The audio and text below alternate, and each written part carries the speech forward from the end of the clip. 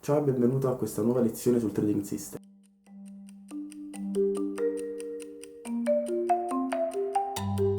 Apporteremo qualche nuova modifica rispetto alla strategia vista nella lezione precedente.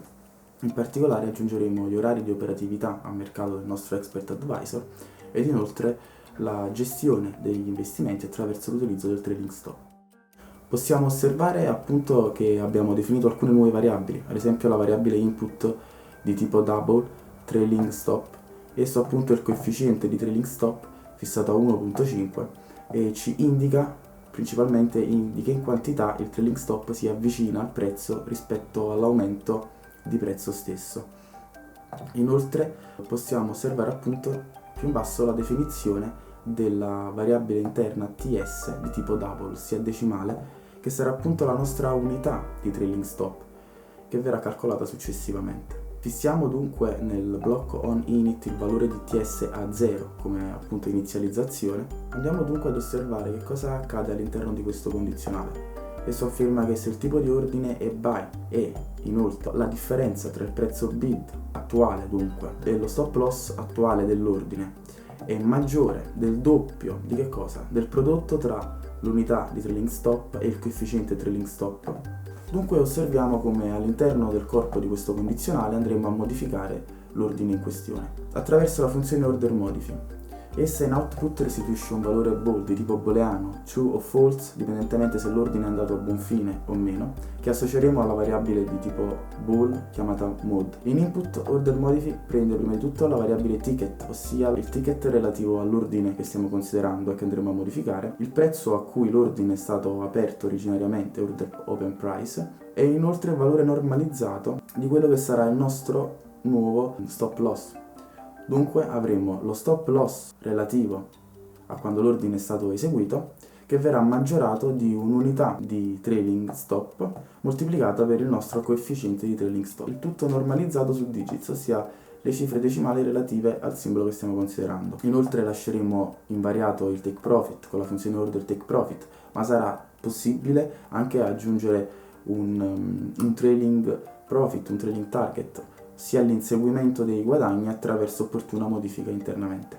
E inoltre infine la segnalazione del colore del segnalino che andrà ad indicare appunto il nostro trailing stop, in tal caso di colore arancione. Successivamente andiamo a effettuare la condizione sulla variabile mode, ossia punto esclamativo mode sta a dire che se mode è false viene letto come true e viceversa. Di conseguenza if punto esclamativo mode, nel caso in cui mode sia false, questo condizionale si attiva. Cosa fa? Scriverà dunque modifica ordine, ticket e l'eventuale errore appunto per cui l'ordine non è stato modificato correttamente. Analogamente per quanto riguarda l'ordine di tipo sell avremo un condizionale per l'applicazione del nostro trailing stop. In questo caso le differenze sostanziali sono due, ossia che nella condizione andremo ad utilizzare il prezzo ask e non il prezzo bid, ed inoltre che in order modify andremo a sottrarre al nostro stop loss e non a sommare il valore ottenuto dal trailing stop. Ora andiamo a vedere come sono state modificate le funzioni ingresso short e ingresso long. Prima di tutto riosserviamo le variabili in input che abbiamo definito ora inizio e ora fine. Esse sono state impostate su 0 e 23, ossia il nostro expert advisor inizierà a operare a mezzanotte e terminerà alle 11. Dunque possiamo osservare all'interno della funzione ingresso short l'aggiunta all'interno della condizione sull'operazione della condizione se hour, ossia se l'orario attuale è maggiore di ora inizio e hour è minore di ora fine, congiuntamente con op uguale false, ossia nessuna operazione a mercato, andremo ad eseguire analogamente a prima il calcolo di SL, TP e dunque l'invio dell'ordine a mercato. Inoltre si osservi che appunto è in tale funzione che è stata definita la variabile TS, ossia l'unità fondamentale di trailing stop da tenere in considerazione. Essa appunto nel caso di un ordine short è data dalla differenza tra lo stop loss dell'ordine in esecuzione e il prezzo bid.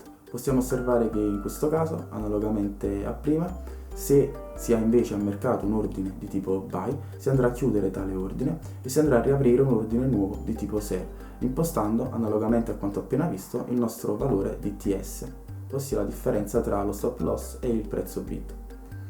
TS, ricordo, rappresenta l'unità fondamentale di trailing stop. Ingresso long, analogamente avremo condizioni sull'orario di inizio e fine di operatività dell'Expert Advisor e anche in questo caso andremo a definire la nostra unità fondamentale di trailing stop, ma a differenza di prima qui utilizzeremo il prezzo ask e sarà definita come ask meno il valore di stop loss. Ora quindi non ci resta altro che andare a osservare i risultati di backtesting di questa strategia. Dunque compiliamo, verificando che non ci sia alcun errore. Andiamo ad aprire l'interfaccia operativa di MetaTrader. In questa interfaccia possiamo andare ad avviare dunque l'Expert Advisor seconda strategia nel range temporale che va dal 2010 al 2015 sui time frame a 15 minuti, ossia il medesimo settaggio della strategia vista nella lezione precedente. Premiamo invio e osserviamo dunque il risultato del nostro backtesting. Ok, il backtesting è terminato e ora voglio mostrarti il risultato dell'Expert Advisor. Un risultato migliore rispetto al caso precedente, ma comunque un risultato con ancora grossi margini di miglioramento, in quanto abbiamo una strategia che attualmente ancora non profitta sul lungo periodo. Sostanzialmente dunque ora non ci resta che passare alla fase di ottimizzazione della nostra strategia, attraverso gli strumenti messi a disposizione da MetaTrader stesso. Quindi ora non ci resta che ottimizzare la nostra strategia tornando nella sezione impostazioni. In impostazioni potremmo dunque selezionare la voce ottimizzazione e andare all'interno della voce proprietà esperte.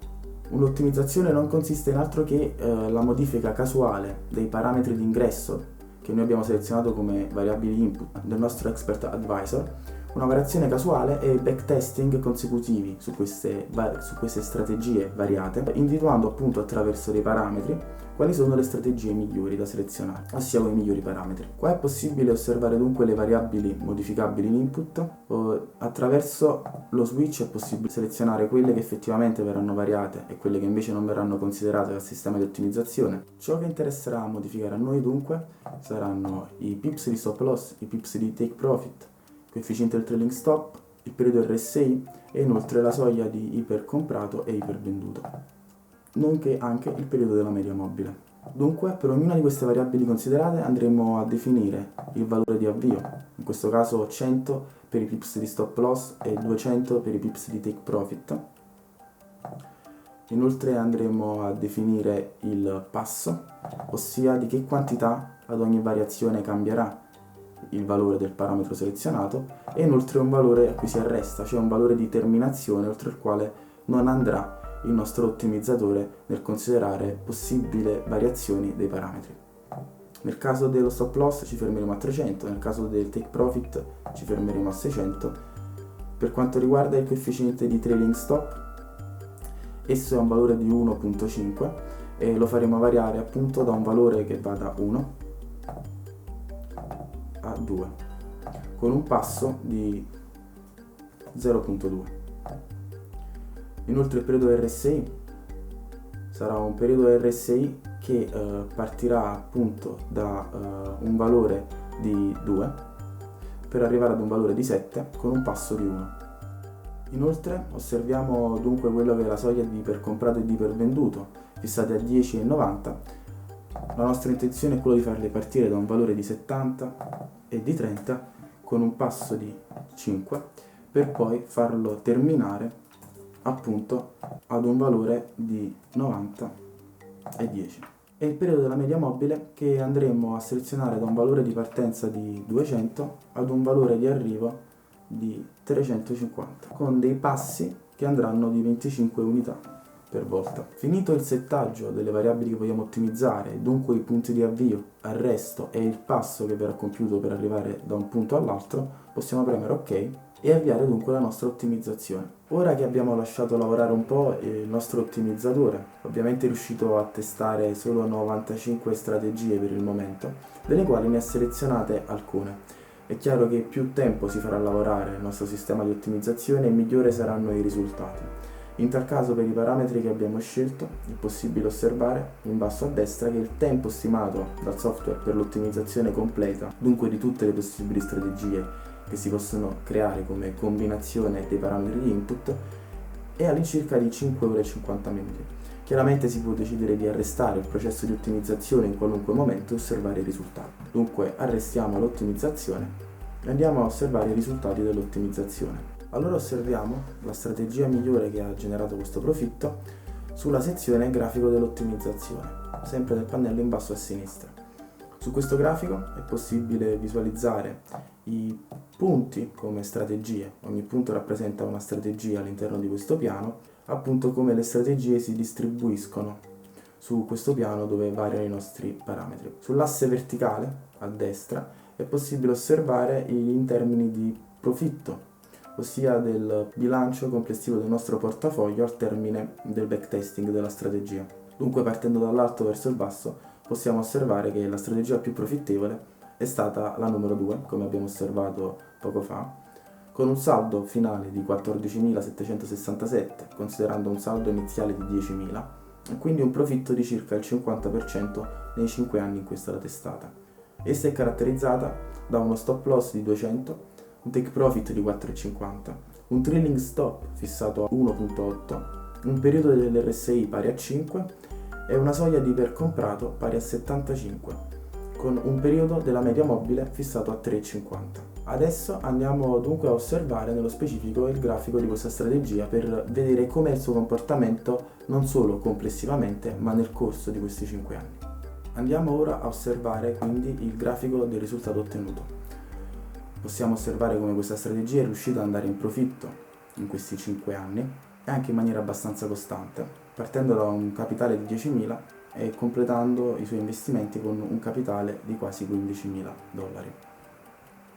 A questo punto è importante specificare che ciò non è sufficiente per far sì che la propria strategia sia pronta a entrare al mercato, ma successivamente a questa fase, che è basata sui cosiddetti dati in sample, ossia i dati che abbiamo utilizzato per ottimizzare la strategia e sui quali la strategia si è ottimizzata attraverso il software, andranno invece considerati i dati out of sample, ossia fuori dal campione utilizzato per l'ottimizzazione. Analogamente alla realtà è come appunto se noi stessimo andando poi a testare la nostra strategia una volta ottimizzata su dei dati che essa non ha mai visto, per capire se è realmente profittevole o se appunto potremmo dire che è un serpente che si morde la coda in quanto il sistema ha ottimizzato benissimo la strategia sui dati di addestramento, ma in realtà è un'ottimizzazione fasulla che non porta a un miglioramento della strategia su dati nuovi. Questa e altre tecniche avanzate saranno parte fondamentale dei prossimi video ed inoltre parte integrante del software Strategy QuantX che ci permetterà di portare il concetto di ottimizzazione a un livello successivo. Per questa lezione è tutto, spero di aver suscitato in te interesse per il trading system e ci vediamo alla prossima. Buon trading!